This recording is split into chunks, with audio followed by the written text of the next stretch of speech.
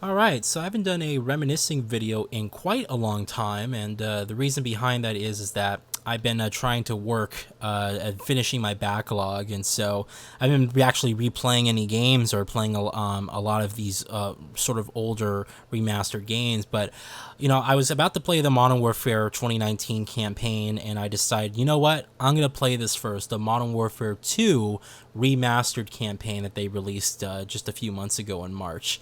So when this game came out, it was a cultural phenomenon. It was humongous, especially around my circle. People in high school were just super hyped for this game. And it's quite interesting to see this game and to sit here talking about this game again because I've actually been doing YouTube so long that I actually played this game and reviewed it and did videos of it, the original game, back when it first came out. I did multiplayer videos of me playing through matches where I would sit here and set up my wonky camera in front of the TV, and I did I think I even did a review of this game, but I had like a really shitty mic and stuff. So if you're interested, if you're interested to see what like the original how I made these videos originally and when I first started YouTube. If you're interested in watching those videos, they're still on the channel. You just have to search Modern Warfare 2 and you'll find them. So it's interesting to now be talking about this game again, 10 plus years later, and sitting here reminiscing about, how much this game impacted the industry, but also me as a gamer as well. So this was an interesting time. This came out just within a few weeks as games like Uncharted 2 and Assassin's Creed 2, and so we just had this amazing plethora of great games releasing sort of all at once. And it was a pretty incredible experience to not only get all these great games, but to get them so close packed together. And it was just a really different time in the industry, and that's why I love Seventh Gen so much. Is just the craziness and just the amount of creativity, these new franchises that came out as well. This game was huge when it came out, and Call of Duty 4, really I think pushed the series to the mainstream.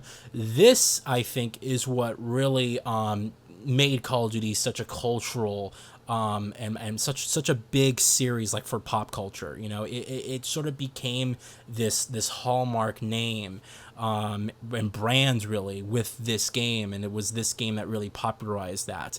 And it's quite interesting to look at this game again today. When I first saw the videos of them remastering the game, I was like, oh, this doesn't look too much different from the original Modern Warfare 2. It just looks like they upgraded some textures. I didn't really, realize the effort that they put into the game just because the videos of it didn't look that impressive. When I actually see this game running in real time on my 4K TV, and I'm playing it on the PlayStation 4 Pro, so that's the 1620p resolution or whatever it is, and it looks really, really good. In fact, seeing it in real time, you can really appreciate the extra work and the quality of the assets that they put in. I mean, all the textures are pin sharp, even the small insignificant details like the menus in restaurants and stuff are just pinpoint sharp to the point where you can like read them with just insane clarity. So they really did a fantastic job on the artwork of this game, and it's also coupled with a great HDR experience. And I really have to emphasize this is a fantastic HDR experience with great quality of control and highlights and just expanded color. They really did a phenomenal job, and this is one of those remasters where you really have to see it on your screen to really, I think, fully appreciate all the work that they put in, because at first glance, again, it looks very similar to the original Modern Warfare 2, which looks great and still actually looks great for its time. It still holds up relatively well. So, but they just did a really solid job on this remastered. I was really happy about that. Now, talking about this game, now when this game came out, I was in my sophomore year of high school, and what kids would do at around that time is during lunch period, if you had a car and you drove to school, you can actually leave on your lunch period, go get food, and then come back. And so what a lot of people would do, instead of eating in the cafeteria or bringing their own food, they would just go out and get food and then come back. And so if you had friends and stuff if you couldn't drive, if you had friends, what they would do is pile you into the car. So there's about 4 or 5 people in a car, and you guys would just drive down to like the local fast food place. And so when this game came out, what a lot of people did is they all sort of piled in their cars, and I noticed because I had a few friends who would bring back the game. They went to GameStop, they picked up this game, and then they came back to school, right? And I remember being in class where someone reached over to the kids sitting next to them, and he was like, "Hey man, you got the game?" And he pulls the game out of his backpack, and it was like, this really exciting thing. So when I think of this game, I always think of those moments, of just being in school when this game came out, because it was huge. It was humongous, and you got people who didn't really play a lot of video games going out and getting this game and really giving it a go. Obviously, what made it huge was the incredible multiplayer, which they didn't include in this remastered, and I understand why they don't want to split the player base and whatnot. I would have actually loved to see the multiplayer for this remastered. Now, a lot of people would say, speaking briefly on the multiplayer, I don't want to touch up too much on it because it's not included in this remastered, but a lot of people say that Call of Duty Modern Warfare 2 multiplayer is better than Call of Duty 4. And it's interesting because when this game came out, the multiplayer was huge, as I mentioned, but what happened within only a month or two is it got really, really hit hard with a lot of hackers, to the point where the game became unplayable around the holiday season, especially like around Christmas time 2009. This game was unplayable for a few weeks before Activision and Infinity Ward had to sort of get their shit together and patch the game, because a lot of people were hacking the multiplayer of this game to the point where it really affected gameplay. And so, the multiplayer for me with this one, although I had such a great time and it was so fast paced, and I absolutely loved the weapons, the leveling up system, the maps and everything like that, it was really Call of Duty 4, which I still prefer to this day in terms of multiplayer, just because it held up a lot longer than this game did. I think it's because the sheer popularity of this game. What happened is a lot of people just started hacking the game, and you would see insane kill streaks and things like people glitching through the map. You would see all these fucking care packages dropping from the sky, and people getting nukes within the game first starting. It was just, it was kind of a mess when this game came out. And I think later on it actually got a little bit better. But yeah, I just remember that specifically about the multiplayer for this game, how bad it was hit with hackers. And it's interesting because this game's multiplayer, the original multiplayer for Modern Warfare 2, is actually still up. You can still play it, and I haven't actually gone back to the original game on 360 and seen, all right, can you actually play the multiplayer decently now? And that might be a different video I do, is going back to these older games I used to play and checking out the multiplayer to see if they're still exciting, if you could still get into a game, because man, I'll tell you, something about multiplayer this generation is just, it's absolutely terrible. It's all about, sit there and play and play and play, and everything takes hours to unlock, and it doesn't really respect your time, and everything's battle royale, and it's sometimes you just want to get into a fun, quick death match, and games aren't really offering that these days.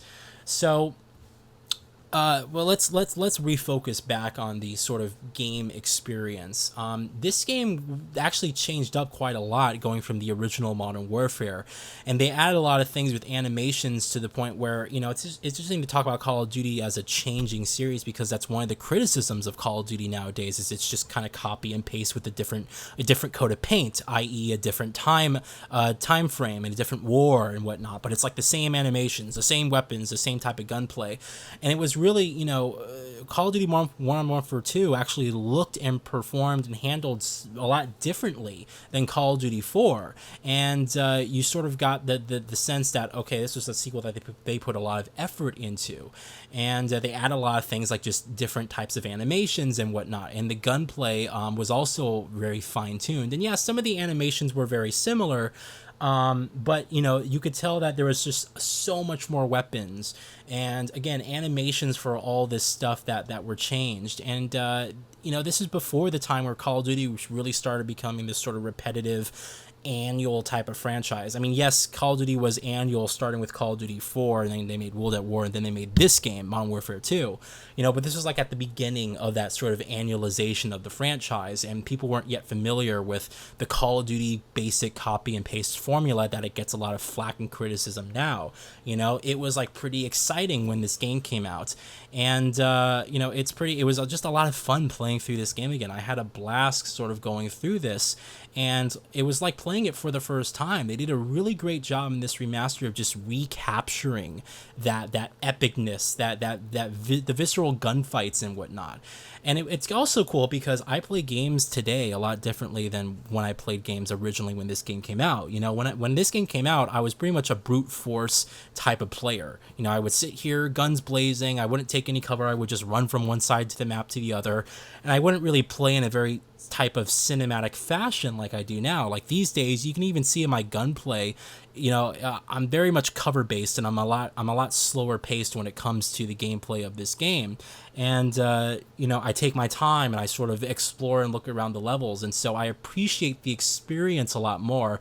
I think a lot of that has to do with not only me changing as a gamer and playing a lot of different games and experiencing a lot of different stuff as well, but I think a lot of it has to do with my appreciation of the time I have playing these games, because I don't have the time like I used to. Back when I was in high school and this game first came out, you can sit there on the weekends and just blow through hours of the game, where you would just finish your homework and then you would be playing this for about 3 hours, and then you would go to bed. It's like I don't have that luxury anymore of doing that. I have different responsibilities and stuff going on in my life, and so I play games differently as a result. When I get into a video game, and when I start playing a video game, it's like my time's precious, and the experience is also much more precious to me as well, just because I value it a lot more, and so I play games much differently as a result. And it's one of my arguments for why I believe replaying games is important, because it could yield, even though it's a single player campaign and the story is the same and you'll go through the same levels and whatnot, it could still yield a different experience simply based off of your play style. And that's what I got when I was sort of playing this game again for, the remastered. It was like playing it again for the first time, because I didn't play like this when the game first came out. And so I just had a blast, going back here and seeing all the effort that they put into the campaign. They just did a fantastic job all around. And it was great to re-experience this incredible game and this incredible story, the soundtrack by Hans Zimmer. It's like you don't see these guys doing soundtracks for Call of Duties anymore. And it's like the actors and stuff that they had in here, and it was like high profile Hollywood actors that they had casted in this game, and it was such this incredible piece of entertainment, and just this incredible time as well, where gaming was really sort of reaching that sort of Hollywood level of cinematography. And this was like right at like the height, I think. And I honestly, I'm gonna be quite honest with you guys, I think we've peaked at this point. I still think about this generation in particular, and we haven't really got experiences like we did with the 360 and PS3. If anything, creativity and just innovation has gone down significantly, where people are afraid to take risks and everything like that. And it's sad, because you go back and it's like, wow, these experiences that get you all excited, these experiences that really give you this feeling of awe and this wonderful sensation and incredible depth that video games have, you get from games like this, remasters of previous games that you've played before that came out 10 plus years ago. So it's just interesting, the times that we're in. I really hope that next generation things really pick up, and that's why I'm really excited for the PS5 and the Series X. It's like, I don't care if there's a significant increase in visual fidelity or whatever. I don't care if the games look photorealistic, if they just all hit 4K and they look how they do now. I just want innovation and creativity and excitement back in this industry, and that's what I really hope that we get with this new generation coming up. But anyway, mini rant over. Bottom line is, this is a fantastic remaster of a fantastic game, and it's so interesting to go back and play this game again, and I just had such a blast going through this game again. And again, I covered the original game when it first came out on this channel. You can go back, all you have to do is search Modern Warfare 2 on my channel. You'll see videos of me playing the multiplayer. You'll probably see this terrible review that I did. But you know, I think that just speaks to, that's something I always, if I'm going to give myself a pat on the back for anything, it's just that I got started when I did, and I didn't sit there and delete videos, because now I can sort of go back here and say, wow, you know, or like, oh, I remember doing that, or I remember that time frame, and it's really exciting. And that's what the whole point of this video series is about, is the reminiscing of it. You know, it's just thinking back on that time, how great those times were, what we appreciated, the things that we missed that we've now seen for ourselves, and just how cool everything is. And yeah, this is a great remaster of a great game, and I highly recommend, you know, believe me, the amount of effort that they put into this, it becomes a lot more noticeable once you actually see the game running in real time.